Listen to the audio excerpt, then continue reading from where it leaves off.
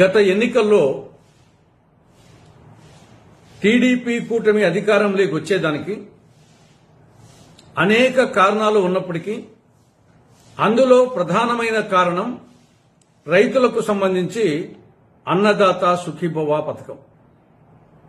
Super 6 లో ఇది ఒక పథకం. గతంలో జగన్ ప్రభుత్వం రైతు భరోసా కింద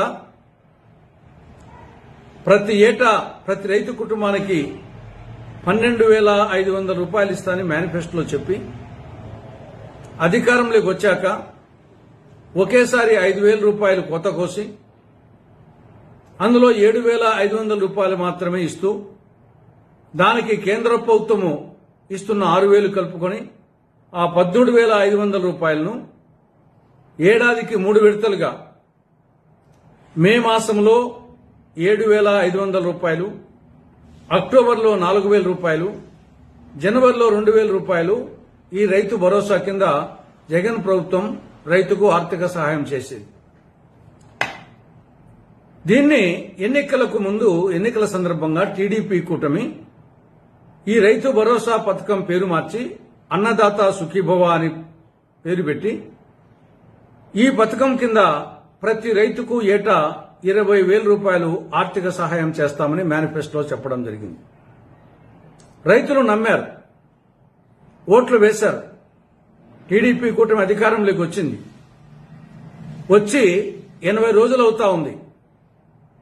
ఖరీఫ్ సీజన్ కూడా 3/2 వంతులు అయిపోయింది. కానీ ఇప్పటికీ 20,000 కాదు కదా, 20 రూపాయలు కూడా ఆర్థిక సహాయం ఇంతవరకు చేయలేదు. రైతులకు ఆర్థిక సహాయం చేయవలసిన సమయం ఇది. ఖరీఫ్ సీజన్, రైతులు ఎదురుచూస్తున్నారు.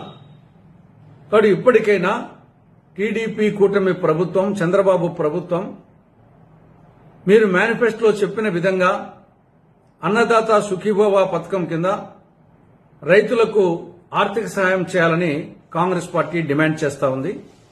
రైతులతో పాటు కౌలు రైతులకు కూడా అన్నదాత సుఖీభవ పథకాన్ని వర్తింపచేయాలని కాంగ్రెస్ పార్టీ డిమాండ్ చేస్తా ఉంది. ఇక రెండవ పథకం వ్యవసాయ పంపు సెట్లకు మీటర్లు. గతంలో జగన్ ప్రభుత్వం 2020 సెప్టెంబర్ 1న జీవో 22 జారీ చేసింది. ఈ జీవో ప్రకారంగా వ్యవసాయ పంపు సెట్లకు ప్రభుత్వం మీటర్లు బిగిస్తుంది. ఆల్రెడీ శ్రీకాకుళం జిల్లాలో బిగించారు. మిగతా జిల్లాల్లో బిగించే లోపల జగన్ ప్రభుత్వం పడిపోయింది. టీడీపీ కూటమి అధికారంలోకి వస్తుంది. టీడీపీ పార్టీ నాయకులు వీళ్ళు ప్రతిపక్షంలో ఉన్నప్పుడు ఈ జీవోను పూర్తిగా వ్యతిరేకించారు, కాంగ్రెస్ వామపక్షాలతో సహా. టీడీపీ నాయకులు మరొక అడుగు ముందుకు వేసి ఈ జీవో రద్దు చేయడమే కాకుండా ఒకవేళ ఎక్కడైనా మీటర్లు బిగిస్తే దాన్ని పగలగొట్టండి అని చెప్పేసి రైతులకు పిలిపించారు. మేము అధికారంలోకి వస్తే జీవో 22 రద్దు చేస్తాం, ఈ లోపల బిగిస్తే పగలగొట్టండి అని చెప్పడమే కాకుండా హైకోర్టులో పిటిషన్ కూడా వేశారు. మరి అధికారంలోకి వచ్చారు, 80 రోజులైంది, ఇప్పటికీ జీవో రద్దు కాలేదు.